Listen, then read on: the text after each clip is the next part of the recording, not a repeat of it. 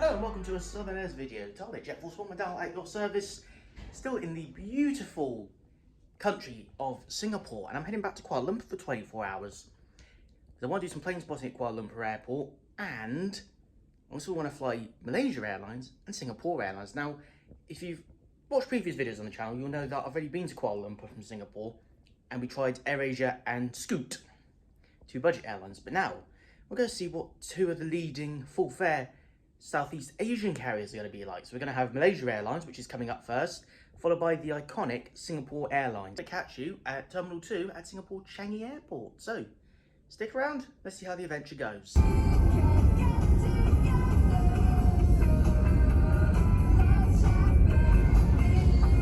Okay, good news. I'm all checked in. I've got my boarding pass for Malaysia Airlines. Now, because I booked a one-way flight to Kuala Lumpur with the airline, that's why I had to go and check in at the desk. So that explains that. Right, I'm just about to go through departures. I will catch up with you airside, and we shall get this travel size smackdown on the way. This is so cool. We have live fish in a garden pond in an airport. Heathrow Airport, eat your heart out.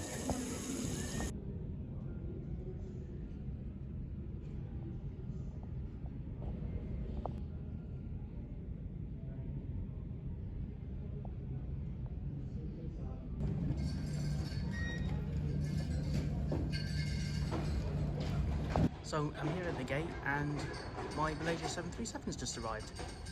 And that's what I'm going to be flying on later. Singapore 350, but today it's all about Malaysia. There's also the Singapore 737 also preparing to depart, but he's not going to Kuala Lumpur, he's going somewhere else. So boarding's underway. Business class went on first obviously, but instead of doing the group boarding with like the groups and the status and all that, they've actually boarding the plane's economy passengers from the rear rows to the front. So I'll be one of the last ones on as I'm in row 6. I know some people might have opinions on that, but I actually don't think that's too bad a system.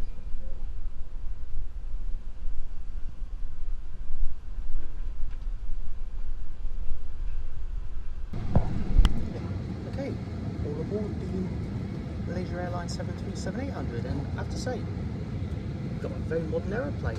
Looks like they've recently fitted the cabin out, which is pretty cool. So I'll give you a bit more of a seat tour once we're airborne. Thank you.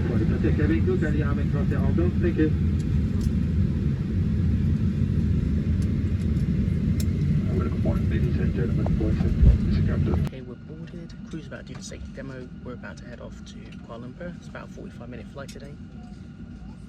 Big surprise though, this car is completely empty. There's not a single passenger up there. Malaysia Airlines shouldn't have done some free upgrades for some of your customers on this flight.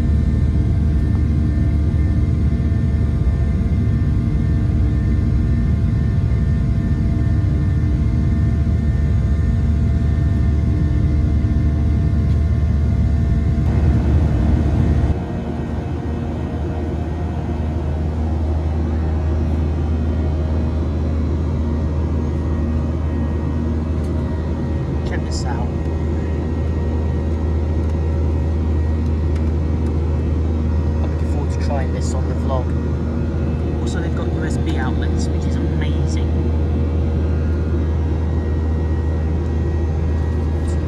Reading material, and you can go online. Of course, don't forget those views.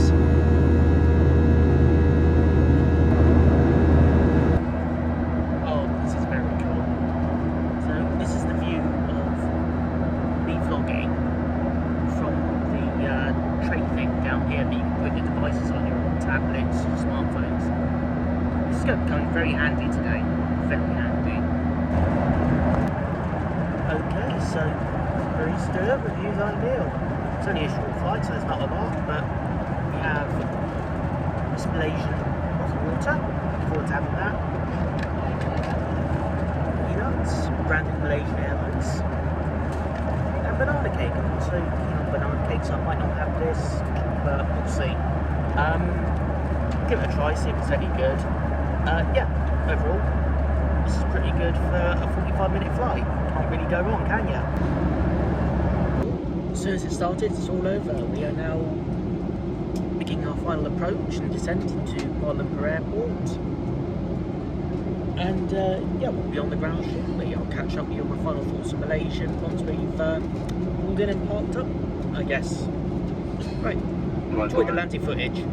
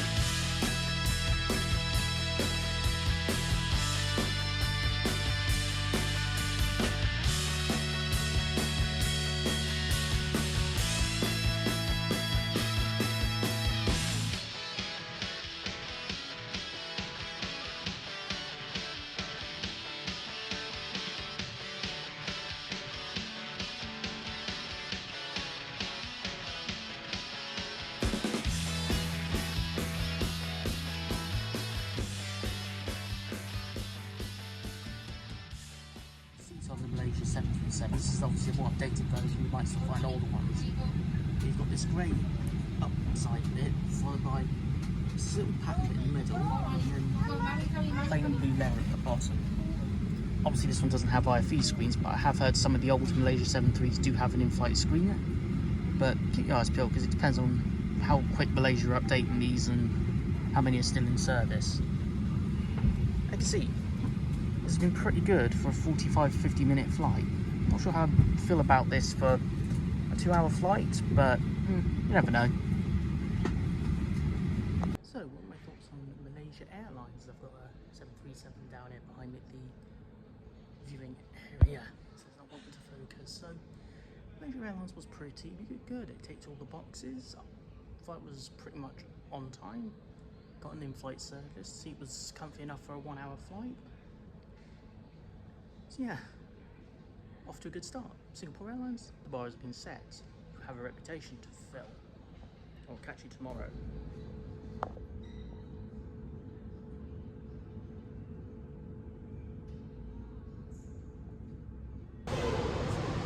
Well, good morning. It's 5:30 in the morning local time, and I'm at bus stand A10 at Kuala Lumpur Airport Terminal 2 because I'm waiting on the free shuttle bus that takes me from Terminal 2 to Terminal 1. So, long story short, my hotel has a shuttle, but it only runs between the two hotels of the same brand. One of them drops you off at Terminal 2, but then you've got to make your own way to Terminal 1, which is this. Luckily, the buses run very frequently, so I don't think I've got long to wait for the next shuttle bus. So, Singapore Airlines, the time has come. Let's see if you're as good as people make you out to be, although I've got a sneaking suspicion, given it's a 45-minute flight, this is going to be more of a taster than experiencing the real deal. But we shall see. We shall see. Singapore A350, probably the regional variant I'm going to be on today. Let's see how that fares up, eh? Right, so I'm all checked in now. Got a boarding pass in paper as well as a backup. And I've just been told that apparently I need to go to the sea gates in the satellite tunnels. This will be fun because that's where all the wide-body planes take off and land from, so hopefully I might get to see some wide-body planes. And it's also where the Hard Rock Cafe at Kuala Lumpur Airport is, so get to go have a bit of breakfast over there. Right, I'm going to catch up with you later. I have to go find myself a shuttle bus over.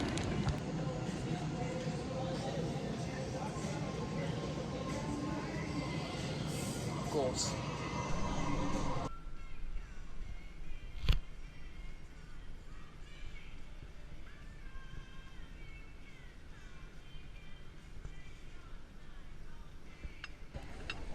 So I'm just having a quick chilled session near my gate. This is gate C12. This is where my Singapore 350 is going to be flying from. And yeah, I'm just literally waiting for the plane to get here. It should be here in about half hour. It should arrive. I'm going to go do some more plane spotting because there's a few really cool departures going on. And we'll catch up with you when the aircraft arrives.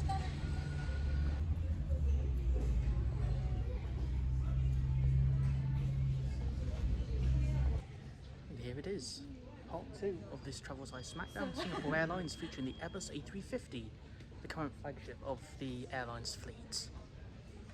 First time flying Singapore Airlines, heard a lot of good things about it. Let's go. Okay, so one quick difference I am starting to notice is that Singapore Airlines is boarding kind of like how Western Airlines tend to do it, whereas Malaysia Airlines, AirAsia and Scoot boarded from the rear of the plane to the front. So that's obviously setting Singapore apart. Some people might prefer that method, some people might prefer the back to the front regardless of status, but I'll let you guys decide. Feel free to mention in the comments which boarding method you prefer. I'm in group 6, I'm probably going to be one of the last ones on because I don't have status for Star Alliance. I've only got basic tier for collecting miles as and when I fly the airline, see what I can save up.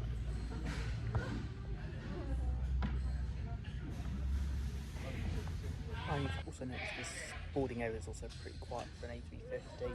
There's not many people here, even though they are starting to board, so this could be a pretty empty flight. Who knows?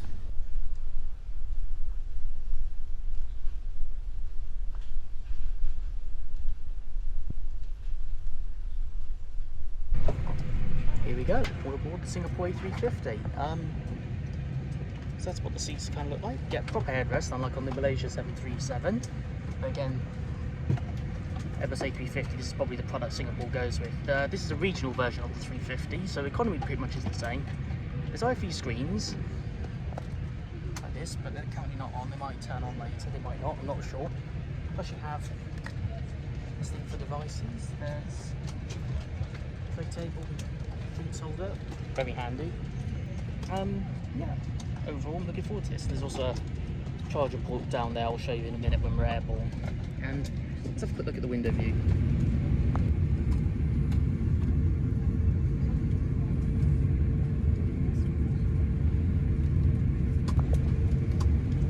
I said it just before we boarded, looking at the departure lounge I was in, and now that we've almost finished loading, I will reiterate it.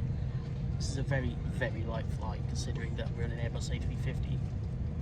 The amount of passengers in economy, this would probably fill a 737-800, maybe a 900. Or an Airbus A321 in all economy configuration. On this A350, there's just so many seats. I've currently, touch when it stays like this, got this entire row to myself, so I think I've lucked out.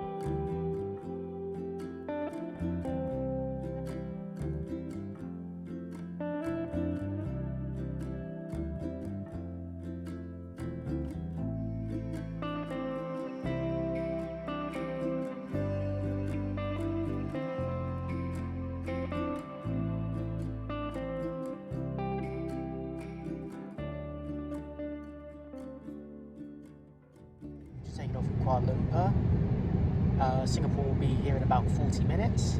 And I'm just going to sit back, relax, and I'm going to watch Masters of the Air on my IFE screen. And on the other screen, as I've got the road to myself, I'm going to use the in-flight map to see where we're going.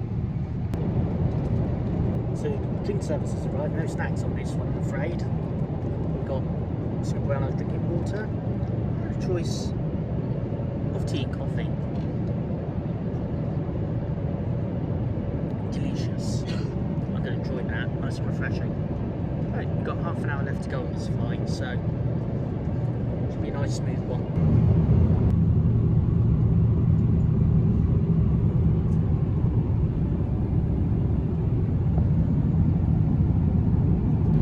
So let's do a quick seat talk before we land. Got about 20 minutes left, as you can see.